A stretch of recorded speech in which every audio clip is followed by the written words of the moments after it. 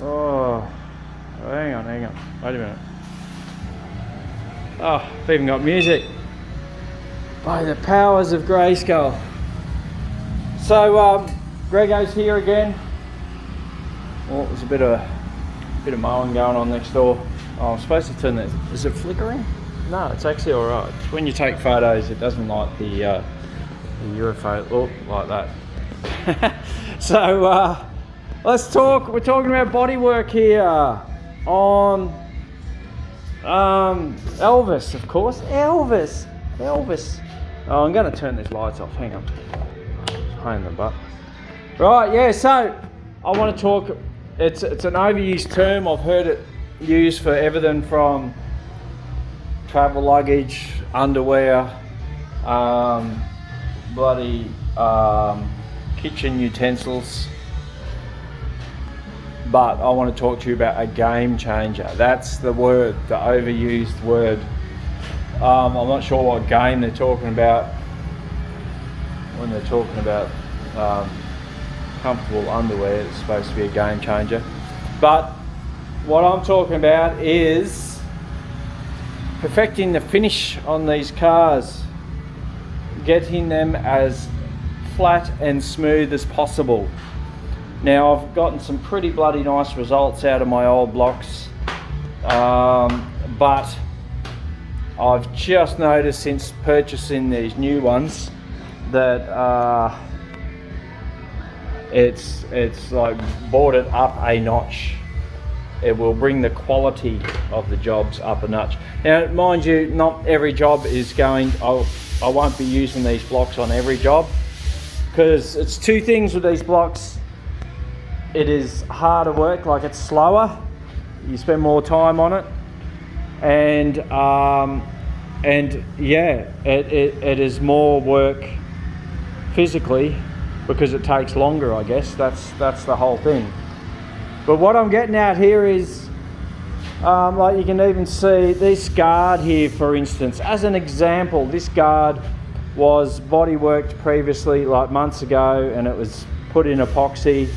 And I had it looking pretty good, or so I thought, with the Durablocks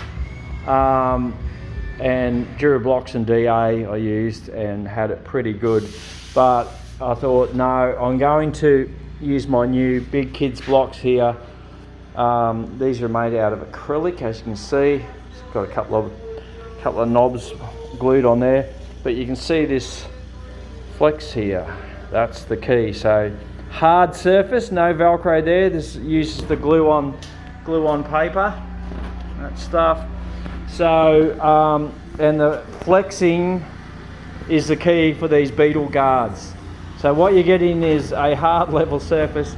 Very hard to show you, but oh look, that's sort of you get the idea. When you use two hands, it follows the contour of the guard, or fender as they call it. I messaged Type 1 Restorations once, which are the best of the best in the US. They take beetles to the next level. Well, the beetles are their specialty. I'll message them once and I'm like, oh, do you guys, do you bolt up the guards to do all the body work and stuff like that? And they just didn't know what I was talking about. They're going, oh, we want to help you, but they're not really sure what you're talking about with guards. And then I remembered fenders. In Australia, fenders is the name of musical instruments, like they make guitars and amps and stuff. That's our fenders. But anyway, we call them guards. Doesn't matter, does it? It's not important. But the point is, the important thing is that you get a super nice finish, blocked down. Now I use this one because it's got that beautiful flex that can. I can't do it one hand. I can't even show you. But trust me, it's seeing these lines through here and the high points, and they were brought out a couple of low points that I had to refill. That's telling me that this is next level, because these guards look bloody good before I ran over it with this. And on this side panel here, after we did all that metal work there, this isn't very thick at all, and yeah, just use this one, which is like a thicker acrylic, and just, you got to have the guard off to be able to do that. So yeah, so that's been done there. But one thing that you have to check is where you bolt the guard up, and then you have a look at where it meets on the body, and you can see here this has to come down a little bit more. The guard is in its correct position, but this was all repaired with new metal, so we've just got to add a little bit more filler a bit lower there, block it down, and then when the guard beading comes on, it'll be perfect. And this is an example. So pop the guard off, and yeah, it just had to do a little bit extra down here. And what you do is have the guard bolted there, and you run the pencil along, and then you can see where the edge of the guard comes to, and this just had to come down a bit lower. So yeah, so but I just wanted to, God, it's a mess here. I'm trying not to trip over everything. I've got to get this in an epoxy in the morning, seal it up, and I always let each lot of coats like just cure. So yeah, give them time to shrink and all that. You don't want to be doing this coat and then the next coat the next day, and then sand it and then putting top coat in. You don't want to be doing that day up, like straight up. Got to give it all time to fully shrink, and you'll have a nicer finish. So that's what we're doing. Presidents are on. You know. So yeah, that's what we're up to. We're just getting that sorted. Last little bit, and mind you, this will be epoxied, and then high fill will go on there. Good 3 or 4 coats, or literally a whole can. Spray a whole can on, and then it will be blocked again, and we will be using the firm blocks again, these ones, but going with 180 instead. But I can guarantee you, I can already tell, and going by feel as well, that it's going to be mint. Well, it's not actually going to be mint. It's going to be a grey blue colour. So yeah, all right, leave it to me. And I just wanted to make a quick vid explaining the benefits of hard blocks.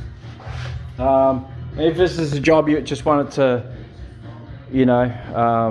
hit and shoot, paint on and get it out the door, then yeah, you wouldn't be going to this effort. But for like for a lot of jobs, you just would run the DA over it. You wouldn't use any blocks. So but this needed a bit of work. The front fenders, particularly on this lip, because Andrew had to, this was all mangled across here, and Andrew had to re-weld a lip all the way around, and he's got it looking beautiful metalwork. Well, when you do good metalwork, you have minimal filler work, and the results are stunning. So this will look better than Elvis did in Blue Hawaii. That's all I'm going to say. All right, if you don't know who Elvis is, what? Everyone knows who Elvis is. Yeah, I can't say I'm the biggest fan. Like, you won't catch me going to parks and for the Elvis festival there. It's not my cup of tea. Anyway, Grego, don't put too many of your opinions in your videos. I'm going now. I'm going to finish what I have to here and pack up for the day. It's getting dark outside. So yeah, happy days. Bye.